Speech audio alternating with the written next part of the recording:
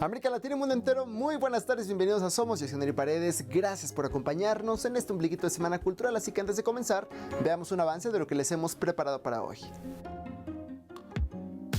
Somos, el programa cultural de Telesur, inicia con la información más destacada de los pueblos del mundo.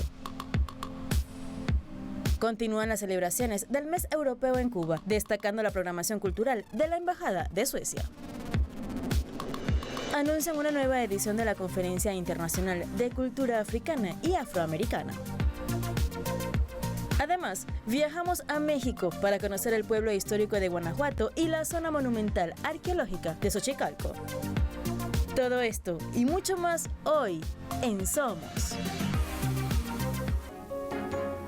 Todo esto y mucho más hoy aquí en Somos, y yo los invito a que nos sigan en nuestra cuenta de Instagram, @SomosTelesur. Escríbanos cualquier sugerencia, cualquier comentario y con mucho gusto les vamos a responder.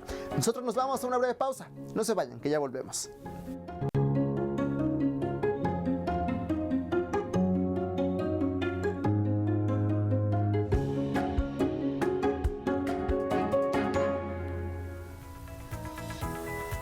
Es momento de comenzar nuestro recorrido cultural en este ombligo de semana, y para eso nos vamos directamente a Cuba, ya que dando continuidad a las celebraciones por el mes del cine europeo, hoy destaca la programación cultural de la Embajada de Suecia.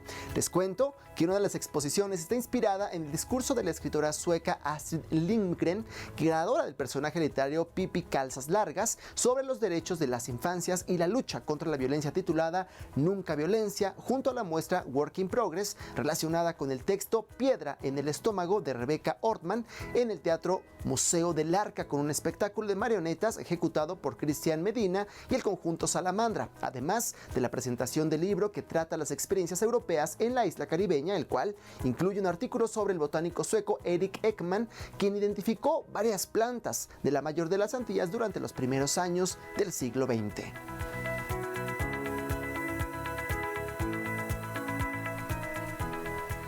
Y ahora les cuento que el actor argentino Héctor Alterio fue distinguido como personalidad emérita de la cultura por ser uno de los baluartes de las artes escénicas más icónicos de su país en el Centro Cultural Kirchner de Buenos Aires. Y es que el Ministerio de Cultura de Argentina organizó este merecido homenaje al actor Héctor Alterio, quien recibió de manos del titular de Cultura, Tristán Bauer, una placa en reconocimiento por su aporte al arte argentino. De extensa trayectoria artística, Alterio ocupa un lugar en la historia del cine austral con un total de 150 películas realizadas, además de 50 obras de teatro, las cuales forman parte de la memoria colectiva de Argentina. En la ceremonia estuvieron presentes amigos, compañeros y conocidos colegas del intérprete, quienes le manifestaron su afecto, pero también su agradecimiento por tantos años de excelente trabajo actoral y por su vínculo inagotable e imprescindible con la historia argentina.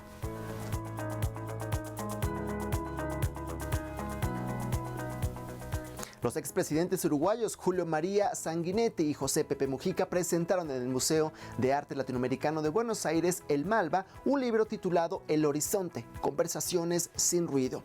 Les cuento que Sanguinetti y Mujica, históricos adversarios de la política tradicional uruguaya, son los protagonistas del texto El Horizonte, Conversaciones sin Ruido, de los periodistas uruguayos Alejandro Ferreiro y Gabriel Pereira. Los referentes sociales, ambos de 87 años de edad, fueron entrevistados entre junio y agosto del año 2022 y comparten su reflexión sobre política y el ejercicio del poder como una composición coral guiada por las preguntas de Ferreiro Pereira. La integración de ambos exmandatarios en la obra literaria se enfoca en el reconocimiento de aquello que divide a la sociedad y en las aspiraciones de vencer la premura en los debates políticos.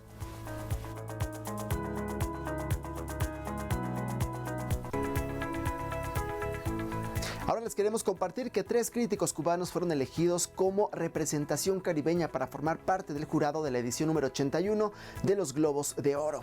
Y es que los críticos forman parte del grupo de 215 periodistas internacionales. Con esta iniciativa, el cuerpo de organizadores de los Globos de Oro espera aumentar la diversidad del cuerpo de votantes, en donde el nuevo desglose es latino en un 25%, asiático en 14%, negro 10%, Medio Oriente 9%, blanco en 42% y del total al menos el 17% se identifica a sí mismo como LGBTIA+.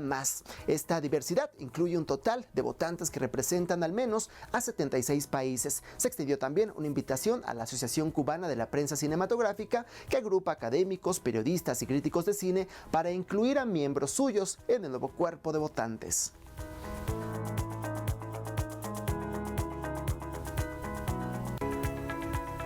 En Angola presentaron una edición especial de la obra poética del expresidente angoleño, el escritor y médico Antonio Agostinho Neto, esto como parte de un homenaje nacional por sus 101 años de nacimiento. La presentación tuvo lugar en la sede del Memorial Dr. Antonio Agostinho Neto en Luanda por iniciativa de la fundación dedicada al estudio y en la divulgación del legado del primer presidente de Angola. Dentro del texto se pueden encontrar testimonios de la espiritualidad y el raciocinio del líder africano, quien fuera presidente del Movimiento Popular de Liberación de Angola y compuso poesía durante la Guerra de Liberación Nacional de su país. Esta actividad forma parte del conjunto de reconocimiento por los 101 años del nacimiento del escritor angoleño.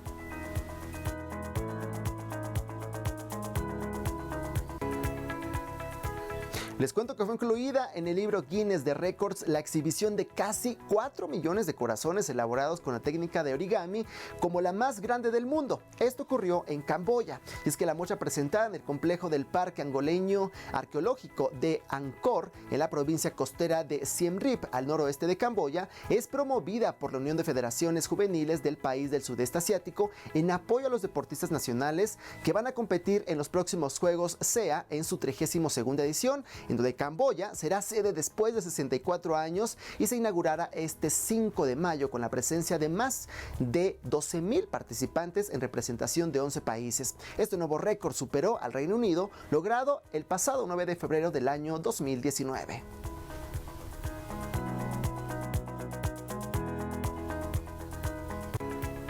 La exposición central del Museo de Bellas Artes de la República Popular Democrática de Corea inauguró una exposición en homenaje a los 111 años del nacimiento de su líder supremo, Kim Il-sung. En la galería se presentan las pinturas alusivas a las escenas de la vida revolucionaria y la obra de Kim Il-sung, quien gobernó a Corea del Norte desde su creación en el año de 1948 y hasta su muerte en 1994, así como también obras que recuerdan el trabajo de sucesores y las diversas luchas del pueblo coreano. En el evento estuvieron presentes el secretario del Comité Central del Partido del Trabajo de Corea, Ri Il-hwang, el Ministerio de Cultura, Sung Jong-gyu, así como creadores de las ramas de las Bellas Artes y trabajadores de la capitalina Pyongyang.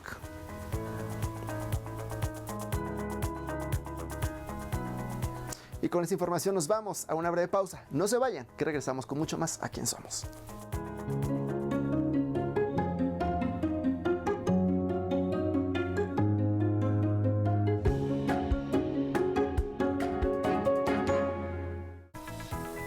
Estamos de regreso, gracias por continuar con nosotros. A Quién Somos, quiero platicarles que hoy 12 de abril Cuba será el país anfitrión para la Conferencia Internacional de Cultura Africana y Afroamericana en su edición número 21. Veamos. El Foro sobre Cultura Africana y Afroamericana a celebrarse desde el día de hoy en las instalaciones del Centro Cultural Africano Fernando Ortiz de Santiago de Cuba, al oriente de la isla caribeña, pondrá a disposición a los expertos, interesados y participantes un espacio para el análisis y debate de temas relevantes a la cultura, área profundamente compartida por Cuba con Mamá África, especialmente en las manifestaciones identitarias artísticas. La cita contempla talleres que abordan los cambios y procesos de creación en diferentes medios del arte, como la danza, la música e incluso el cine, en los que África indudablemente influye no solo al Caribe, sino a todo el Abyalá. También se efectuará el tercer simposio de Medicina y Sociales, que estudia las prácticas internacionales cubanas junto a otros organismos de la salud con vías de contacto intercultural. Los encargados de organizar la conferencia internacionalista informaron la asistencia de 250 participantes, entre ellos 35 estudiosos extranjeros provenientes de 25 naciones del mundo, así como investigadores cubanos de diferentes universidades y representantes de Mozambique, Tanzania, Guinea Ecuatorial, Egipto, Nigeria, Uganda, Kenia, Malí, Burkina Faso, Gambia y Angola. Además, estarán presentes expertos de Brasil, Argentina, México, Estados Unidos, Francia y Colombia. Adicionalmente, se conoció la presentación de 105 trabajadores investigativos aprobados durante los preparativos en esta nueva edición. Las sedes para la 21ª Conferencia Internacional de Cultura Africana y Afroamericana serán los Museos de la Música y la Imagen, el recinto que acoge al Fernando Ortiz, el Instituto de Amistad con los Pueblos y la Casa del Caribe. La jornada de hoy contempla la instalación inaugural de esta nueva edición en horas de la tarde, con palabras de la directora del Centro Cultural Africano, Fernando Ortiz, y un momento cultural con Armando Garzón, Berta Armiñán y el Grupo Cutumba en la sala del referido lugar de los saberes, quien albergará el encuentro hasta el 16 de abril. Y ahora nos vamos a México, en donde arqueólogos del Instituto Nacional de Antropología e Historia descubrieron un marcador ancestral de juego de pelota perteneciente a la cultura maya, el cual está elaborado en piedra caliza. Vamos a conocerlo. Se trata de un disco de piedra de 32.5 centímetros de diámetro, 9.5 de grosor y 40 kilogramos de peso, el cual presenta en su bajo relieve a dos personajes vestidos como jugadores del ancestral juego, Poc-Tapoc, y en torno a ellos una banda glífica que presenta un texto completo. Este descubrimiento forma parte del programa de mejoramiento de zonas arqueológicas que se desarrolla a la par de los trabajos de construcción del Tren Maya. Los expertos informaron que el disco se hallaba boca abajo y a 58 centímetros de la superficie en la estructura Morley del sitio arqueológico de Chichén Itzá, en Mérida, Yucatán. Se hace referencia a que este grabado pudo haber sido parte de un evento importante. Ya el juego Poc-Tapoc se practicaba como deporte, pero también en celebraciones religiosas y resolución de conflictos sociales, comerciales y otros. Continuamos con más información cultural y les queremos compartir que el director español Pedro Almodóvar presentará su más reciente cortometraje titulado Extraña forma de vida. Esto va a suceder en la edición número 76 del Festival de Cine de Cannes.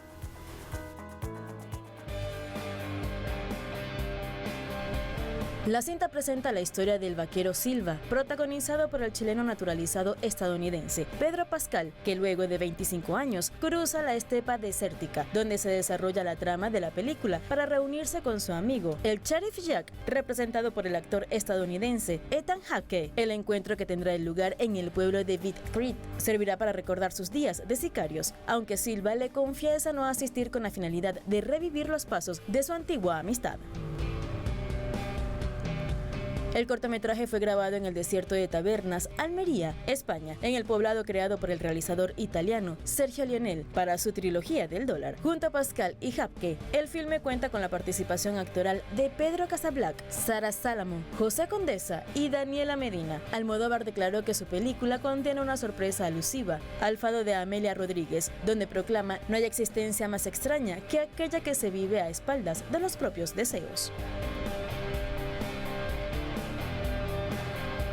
Extraña forma de vida se proyectará durante el desarrollo de la 76ª edición del Festival de Cannes en la sección oficial con estreno absoluto. Luego de la exhibición habrá un encuentro con el director manchego, los actores principales y el equipo de filmación para conversar sobre la realización de su más reciente producción. Y con esta información nos vamos a una pausa y al regreso nos vamos a México para visitar patrimonios del mundo. Vamos y volvemos.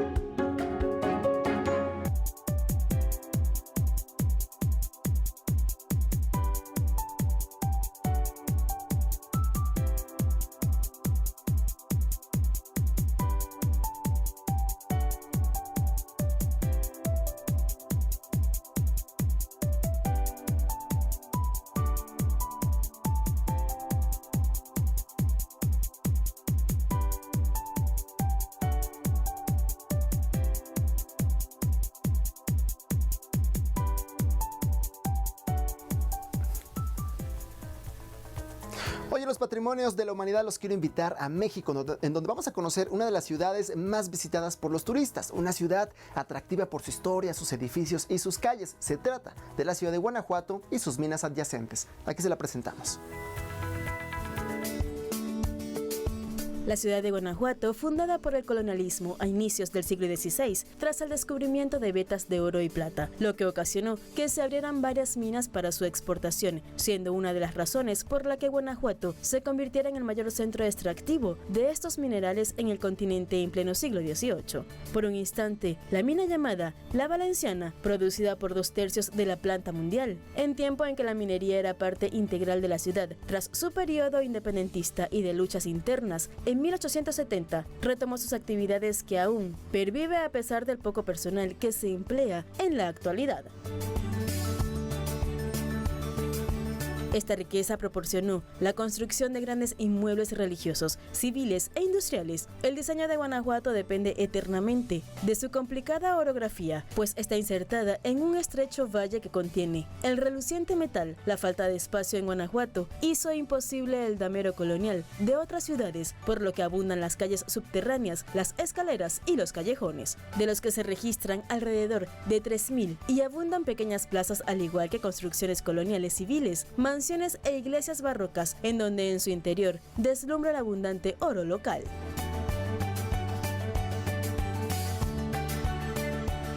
Inscrito como Patrimonio Cultural Material de la Humanidad ante la UNESCO en 1988, Guanajuato cuenta con menos de 2.000 habitantes. Desde la colonia de San Miguel se puede apreciar una de las mejores perspectivas de la ciudad. Además, el de la vista que divisa al lado de la estatua de Pípila, y la otra forma típica de verla, que es callejoneando, de visita por las varias plazas y callejuelas. Entre sus múltiples atractivos turísticos destacan el Teatro Juárez, la Alhóndiga de Granaditas, la calle Miguel Hidalgo, la Casa del Conde Rull y Valenciana, el Mercado Hidalgo, el Jardín Unión, la Basílica de Nuestra Señora de Guanajuato y la Iglesia San Diego, el funicular, el Museo de las Momias, entre otras estructuras del lugar.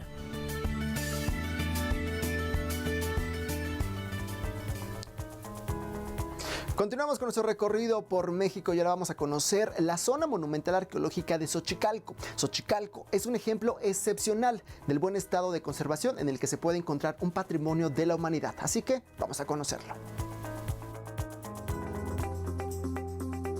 Xochicalco, cuyo nombre significa en el lugar de la Casa de las Flores. Era un centro político, religioso y comercial fortificado del periodo turbulento de 650 al 900 después de la Era Común, que se conoce como periodo epiclásico, ya que siguió a la desintegración de los grandes estados mesoamericanos como Teotihuacán, Monte Albán, Palenque y Tikal. El resultado fue una reducción de las poblaciones urbanas o incluso un completo abandono, donde hubo un considerable movimiento de los pueblos y se establecieron nuevas relaciones entre diferentes regiones como el Altiplano Central, la costa del Golfo de México, Yucatán, Chiapas y Guatemala. La ciudad fue fundada en la segunda mitad del siglo VII sobre una serie de colinas naturales. Expone un plan urbano con cierta complejidad, construyendo terrazas de gran tamaño a manera de murallas imponentes, de las cuales protegían la ciudad, donde se realizaron caminos pavimentados con lajas, extendiéndose hasta muy lejos de la ciudad, con rampas y calzadas que la vinculaban con otras ciudades del territorio. Se especula que pudo haber tenido una comunidad de artistas provenientes de varias partes de Mesoamérica, por las obras que han quedado plasmadas en los edificios. El principal atractivo de Xochicalco es un observatorio dentro de una cueva, con escalones labrados hacia el interior, con un fenómeno de luz muy interesante, ya que durante el equinoccio solar de los rayos iluminan, creando así un haz de luz extremadamente brillantes. En la plaza central se ubica un adoratorio que contenía una estela de 2 glifos y al fondo la Gran Pirámide, la mayor construcción del sitio. La plaza principal alberga la estructura más importante del lugar, la pirámide de la serpiente emplumada, decorada en relieve con sus 4 caras. Todos estos atributos que expresan el valor universal excepcional de la zona monumental arqueológica de Xochicalco, en la que se encuentran debidamente protegidos dentro de los límites, bien inscrito como Patrimonio Cultural Material de la Humanidad ante la UNESCO en 1999, con un área de 707 hectáreas y el más alto nivel de conservación.